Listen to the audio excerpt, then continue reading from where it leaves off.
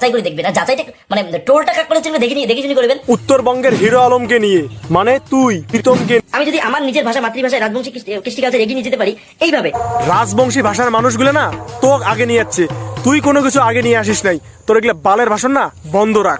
ও আমার কোন দিক থেকে সম্পর্কে দাদা হয়? দাদা যদি না হয় তাহলে দাদা কয়া ডাকালু কে ক। একটু ভাবি চিন্তা করবেন।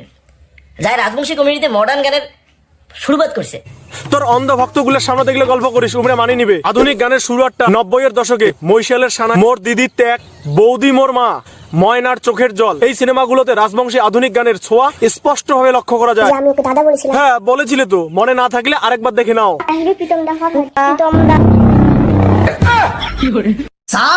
আমাদের জন্য নয় পুরো সমাজের জন্য তারা মানে দূষক পদার্থ তারা। যারা ট্রোল করলো তারা দূষণ, আর তুই ধোয়া তুলসীর পাতা। যে মেয়েটা তোকে দাদা বললো, তুই যাকে বোন বললি সেই মেয়েটাকেই করলি। এই আমি কিন্তু বিয়ের কথা বলছি, আর তোমরা মনে মনে যেটা ভাবছো সেটা। যারা যারা আমার এই ভিডিওটা দেখছো, তোমাদের সবাইকে বাংলার বাবানের পক্ষ থেকে রসালো ভালোবাসা। তাহলে চলো শুরু করি। যাচাই করে দেখবেন, আর যাচাইটা মানে টোলটা কাক করে দেখে শুনে করবেন। উত্তরবঙ্গের হিরো আলমকে নিয়ে, মানে তুই প্রীতমকে নিয়ে। হয়তো অনেকে ভাবতে পারে যে একে আবার হিরো আলম কেন বললাম, কারণ হিরো আলম আর এর মধ্যে অনেক মিল আছে। হিরো আলম যেমন বিভিন্ন ভাষার থেকে গান কপি করে বাংলায় বানায়, ঠিক তেমনি প্রীতমও বিভিন্ন ভাষার থেকে গান চুরি করে রাজবংশীতে বানায়। কে ঠিক বললাম? ও আমার কোন দিক থেকে সম্পর্কে দাদা হয়? দাদা যদি না হয় তাহলে দাদা কয়া ডাকালু কে ক। ভাই বোন। মানে আমি কোন দিক থেকে ভাই বোন এখন আমি বুঝতে পারলাম না, আমি এখনো পরীক্ষা করতেছি যে কোন দিক থেকে ভাই বোন। এই উত্তরটা তোমরাই দিবা, কারণ তোমরাই ডেকেছো একে অপরকে। আমি যদি কোনো মানুষকে সবার সামনে মামা বলে ডাকি, হ্যালো গাইস দেখুন এইটা আমার মামা হয়, ওই লোকগুলো কখনো বলে যে তোমরা তো মামা ভাগ্নে, তখন কি আমি সেই মানুষগুলোকে প্রশ্ন করবো যে কিভাবে আমার মামা হলো? মানুষকে তোমরা যেটা দেখাবা মানুষ সেটাই বলবে। কথা কি ক্লিয়ার না ভেজাল আছে? রাজবংশী কমিউনিটিতে বা উত্তরবঙ্গের বাংলা কমিউনিটিতে মোর গান বা মোর ভিডিও কিন্তু সবার কাছে পৌঁছায়। এই জিনিসটারে অহংকার করিস তো, মনে রাখিস অহংকার পতনের কারণ। যে আমরা ভাই বোন। তারপর যে আমি ওকে দাদা বলেছিলাম। হ্যাঁ বলেছিলে তো, মনে না থাকলে আরেকবার দেখে নাও। প্রীতম দা দাদা তাই না? আপনারা কি জানেন এই বোনকেই তার দাদা বিয়ে করে ফেললো? প্রমাণ দাও, প্রমাণ দাও, প্রমাণ।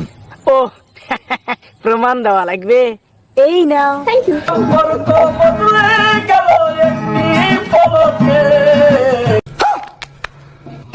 हे प्रभु, हे हरि राम, ये क्या हुआ? प्रীতম দা কার নামে তোমরা ট্রোল করেছো একটু ভাবি চিন্তা করবেন। যারা রাজবংশী কমিউনিটিতে মডার্ন গানের শুরুবাত করছে, তোর অন্ধ ভক্তগুলোর সামনে দেখলে গল্প করিস, উমরে মানি নিবে। আধুনিক গানের শুরুটা 90-এর দশকে মৈশালের সানা, মোর দিদির ত্যাগ, বৌদি মোর মা, ময়নার চোখের জল, এই সিনেমাগুলোতে রাজবংশী আধুনিক গানের ছোঁয়া স্পষ্ট ভাবে লক্ষ্য করা যায়। ভিডিও এবং বিভিন্ন ধরনের বাংলা গান থেকে শুরু করে বিভিন্ন ধরনের গান করে থেকে শুনেন তোমরা। এই গানগুলা আমার থেকে প্রথম রিলিজ হয়, আমার প্ল্যাটফর্ম থেকে রিলিজ হয়। তোমার প্ল্যাটফর্ম মানে কয় কি রে? তোমরা যখন নতুন করে গান করবেন, যদি তোমার কোনো ছাওয়া পাওয়া গান করে, সেটা আমার প্ল্যাটফর্ম থেকে তোমার ছাড়া লাগে। আর হাসেল লাগবে না, শোন, ফেসবুক ইউটিউব একটা ওপেন প্ল্যাটফর্ম, এখানে যে কেউ তাদের ভিডিও বা গান পোস্ট করতে পারে। তারপর গানের জন্য আরো প্ল্যাটফর্ম রয়েছে, যেমন গানা, স্পটিফাই।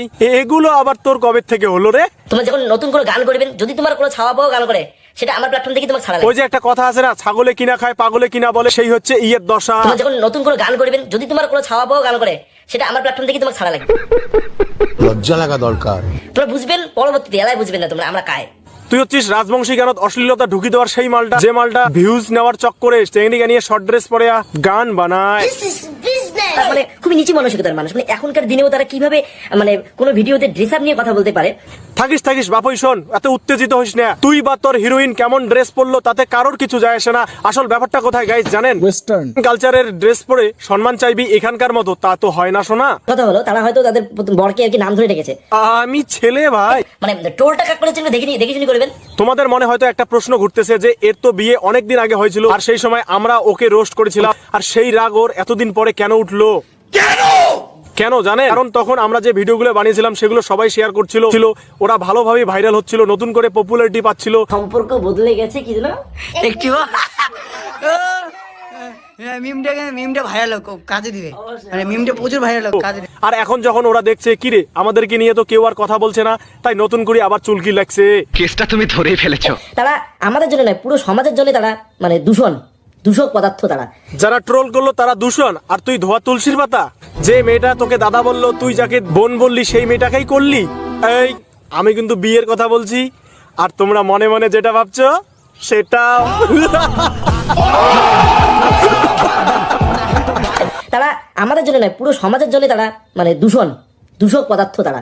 রোস্টাররা দূষণ নাকি রোস্টাররা দূষণ মুক্ত করে সেটা মানুষ জানে। তুই একটা ক্রিয়েটর হওয়া সত্ত্বেও যদি অন্য ক্রিয়েটরকে সম্মান না করিস তাহলে আশাও করিস না।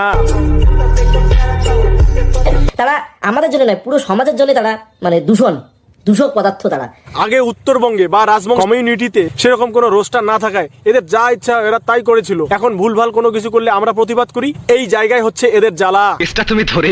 আমি রাজবংশীর কথাটা ছেড়ে দিলাম, মানে বাংলার কথায় আসি। শুধু উদাহরণের জন্য না ভাই, তুই সত্যি সত্যি ছাড়ি দিছিস, তোর কর্মকাণ্ডে সেটা বোঝা যায়। আগত তুই গান বানাছিস হল দিয়ে গামছা পিন্দি, আর এখন তুই গান বানাস চেংড়ির সাথে সুইমিং পুলত নামিয়ে ঘষাঘষি করি। যাচাই করে দেখবে না, যাচাইটা মানে টোলটা কাক করে দেখে শুনি করবেন। শুধু তুই কেন, তোর থেকে বড় বড় ইনফ্লুয়েন্সার, তোর থেকে বড় বড় ইউটিউবার, এমনকি সিএম পিএম কেও মানুষ ট্রোল করে, কিন্তু তারা এসে তোর মতো এইভাবে অহংকার করে না ভাই। যাচাই করে দেখবে না, যাচাইটা মানে টোলটা কাক করে দেখে শুনি করবেন। হালকা একটু ফেমাস হচ্ছিস তাতে এত তোর বাঙার সোশ্যাল মিডিয়াতে কাজ করবি আর তোকে নিয়ে কেউ ট্রোল করবে না, এটা কিভাবে আশা করিস ভাই? ব্যাপারটা হলে ভাই মাছও মারবে গাত কাদাও ভরাবে না। You are চালাক ব্রো। তো আজকের ভিডিওটাকে এখানে শেষ করছি। ভিডিওটার কোন অংশ তোমাদের সবথেকে বেশি ভালো লেগেছে অবশ্যই কমেন্ট করে জানাও। পেজ বা চ্যানেলটাকে সাবস্ক্রাইব বা ফলো করে নিও। দেখা হচ্ছে পরের ভিডিওতে। Tata, bye bye.